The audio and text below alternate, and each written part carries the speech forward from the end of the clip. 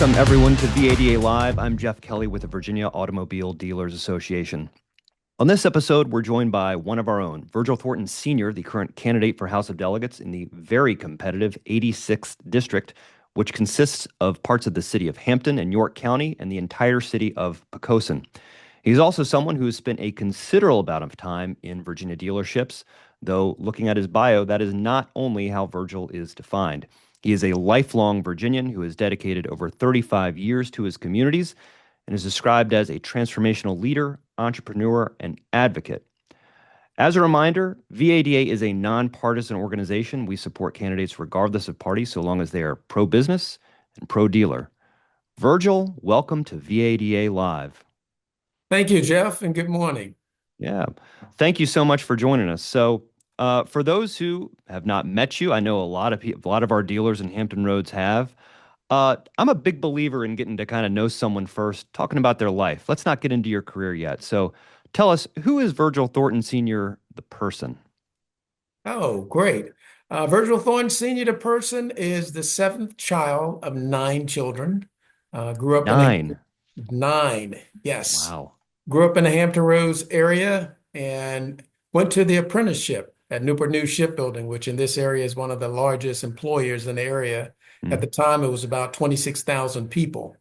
Went through the apprenticeship. From there, landed in the nuclear testing program, where I did electrical nuclear testing on carriers and submarines in the reactor Wow. compartments. Wow. What was that like down in the pit? Were you like the pits of submarines? That was basically in the heart of the submarine as well Wow. as in on carriers. Very Wow. interesting work. Very cool. Yes, very precise work. I enjoyed it a lot, learned a lot from it. Did Uh, you ever get to ride on a submarine, just so we're clear? not ride so much as far as the tests, but I have gotten to do not sea trials, but do dockside trials. That's awesome. Yes, That's it's great. quite a vessel, Yeah. including the carrier. The Yeah. carrier is its own city, basically. Over Wow. 1,000 members on that vessel. That's awesome.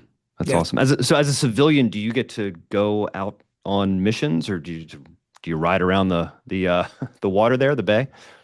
As a civilian, working in the shipyard, if I was part of the team that went out for sea trials, I'd actually be on the ship. I chose not to do that. And as far as being by the bay, I do go out on the water here. We're almost surrounded by water, being the peninsula.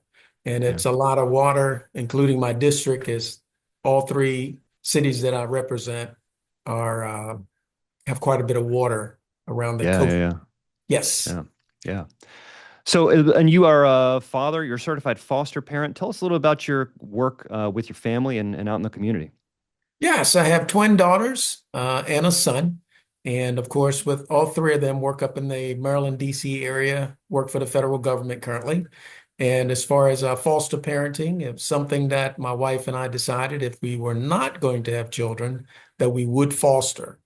Because I basically grew up most of my life without the a father in my life. So I Wow. wanted to work with other children who had not experienced a father and be a foster parent father to them. Hmm. And Hmm. that helped out quite a bit. So we Yeah. got Yeah. involved with foster care after our children basically left the home.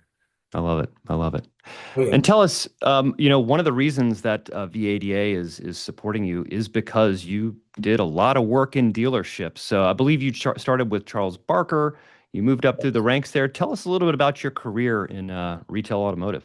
Oh, yes. And automotive, decided to get in the industry because I really enjoy cars. Got started with Charles Barker Organization.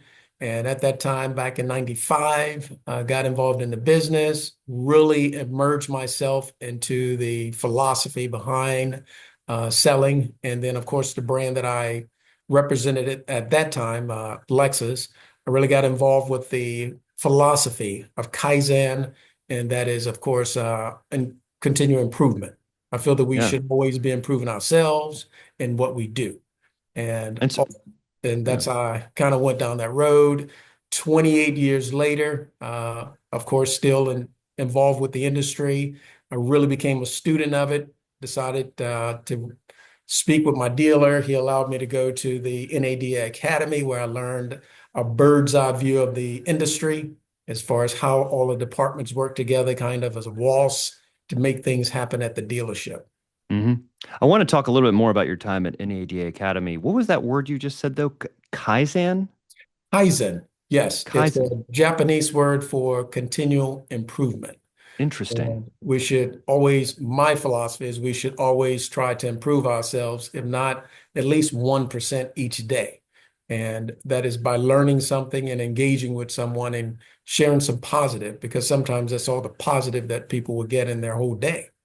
Wow. And so that's kind of my take. And also with being in the automotive industry, I embrace the term Omotenashi, which is another Japanese word, which means anticipate your guest needs. Because, of course, in buying a vehicle, which is the second largest purchase we'll make, it should be an inviting and exciting experience. Unfortunately, some people don't see it that way. I love that. Well, I mean, I think I just figured out, well, I think I just had my 1% learning of today. Kaizen, and what was the other term? So we have it? Omotenashi. Omotenashi. All right. I'll Google these after we get off here. So, Yes. so you spent what, I want to say maybe 15, 20 years in dealerships, and then you became the president of what you call CMV Communicators. Is that right? Yes, absolutely. So are After you, so did you uh, get, when did you get out of dealerships as a day-to-day job? last year, as a day-to-day Last year. job, yes, 31st of May last year, I Wow. decided that I'll step back and basically just go in to assist guests that I've been working with them and their children once they got old enough to buy their own vehicles. So I'll go Wow. in by appointment only and work with my guests. They leave, I'll leave behind them. So when you say guests, so what are you working, sorry, with like customers or with Yes, executives? Wow. they're customers, but because of the philosophy, again, we treat each customer as though they were a guest in our home. So I've Wow. gotten used to the term of saying guest. So to be clear, you work with guests, aka potential buyers of vehicles. Is that what you're doing as a living now? Yes. Well, no, I'm retired. Okay. I basically work part-time. Okay. Also work with CMB Communicators LLC, and that is our family business, which is a executive coaching and leadership firm. That's Great. where I spend most of my time Okay. outside of campaigning. And tell me a little bit about those clients, CMV communicators. Yeah, CMV Communicators, we work with individuals as well as corporations and governments. As far as, for instance, I'm working with a team of executive coaches from Sacramento, California to Manhattan, New York. We came Wow. together as a collaboration and we're working toward a contract for one of our states, not Virginia. Okay. Very fun. That's a fun little gig in retirement, huh? Yes, Yeah. yes, Yeah. Yeah. absolutely. Go back to the guest piece of this. So I just want to make sure I have it right. So you got out of day to day at retail auto, but then you work with guests. So explain to me what you're doing with these, buyers slash With my guests, as you guess, call them. yes. Yeah. Because I've worked in the industry for so long, 30 years, I have built up a huge clientele in regards to customers that buy from me and buy again, bring referrals, bring their family. So by establishing those relationships over the years, I've decided that I'll still be there for them because I was Wow. being reached out to once I retired. Wow. How about So if that? they want an automobile, let's say yourself, you say, well, hey, Virgil, I'm ready to change my vehicle. I would meet you at the dealership. We will see what vehicle you wanted. We take care of all of your paperwork. I'll try to get you in Wow. and out in about 90 minutes. You're on your way. I'm on my way. And it may be several weeks, a month before I go back to the dealership when another guest say, hey, Virgil, I would like to treat myself to a vehicle. Can I meet you at the dealership? How about that? So you're like a concierge almost. I love it. Yes. I love it. I love it. Before we get into some of the politics and we want to talk about why you're running, Size up the state of retail automotive at this moment. I feel like for the last 5+ years, we've been calling these times unprecedented, and it's always evolving and changing. And have are we really in different times now, or is this just business as usual, in your view? Size up the market for us. As far as the automotive market, it is resilient and have gone through a lot of changes. And back in 95, when I got ready to get in the business, there was a big scare about tariffs. And again, that's almost 30 years ago. And as far as the climate now, uh, there was a pent-up demand, and we're still trying to fill that demand from the height of COVID. So Hmm. although there's things that kind of rough the water, so to speak, we still have a pent-up demand. Yep. And manufacturers still having an issue trying to keep up with the demand. So Yep. it's still a thriving time to be in the automotive business for sure. Yeah. Yeah. And it seems like you've really carved your own path there, which is really cool to see. Guests, I like that. That's a term we'll use. So you've decided to run for the 86th district seat. This is a very competitive district. By the way, for those who don't pay attention, all 100 seats in the Virginia House of Delegates are up on the ballot this November. So there are going to be a lot of new faces in the General Assembly in 2026. Um, why did you choose to do this, Virgil? Why go into politics given the state of the political world these days? What is it about this seat that interests you? One, I have a strong community background, of course, like we spoke about as far as foster parenting. I also do mentorship for at-risk young boys in the area. So having a heart of wanting to help, I believe in the power of community and also the importance of effective leadership. And from the automotive industry and my background in the maritime industry, I feel that I've gotten a lot of experience as far as leadership and, of Mhm. course, running a leadership company. So with that and the philosophy I really embrace of Kaizen and Omotenashi, I want to take that experience to Richmond. I want to blend my background as in the professional realm as well as community service and take it to Richmond where they can get the leadership they deserve from my district. And so I And decided to get involved. and speaking of your district, tell us about your district. What makes it unique from the others? And then as part of that, why are you a voice for not only your district but all Virginians? Yes, as far as my district, first, the district is basically in three sections. There's Hampton, which tend to be is the largest area as far as population. They tend to be, as far as my Hampton constituents, more progressive as far as their outlook on moving forward with the community. And then there's the York County section. York County has the largest, looking at percentage of population, they have the largest percentage of military active duty retired than any other city in the seven city area that I'm involved in. Hmm. And they have a really transit community that is growing and up and coming. The economic system is really growing, but they don't want it to grow too fast. And then there's the Poquoson, the entire city of Poquoson, more laid back, a lot of mom and pop businesses, not so much as far as the economic development stage. But as far as that area, they're growing and needing their infrastructure to kind of keep up with the growth. And as far as me being able to connect with all three, this, of course, is the area I've grown up in. I love what each area has to offer, especially with its with the coast. We have a lot of history in Hampton, a lot of history in York County, and then, of course, I'm there in Poquoson.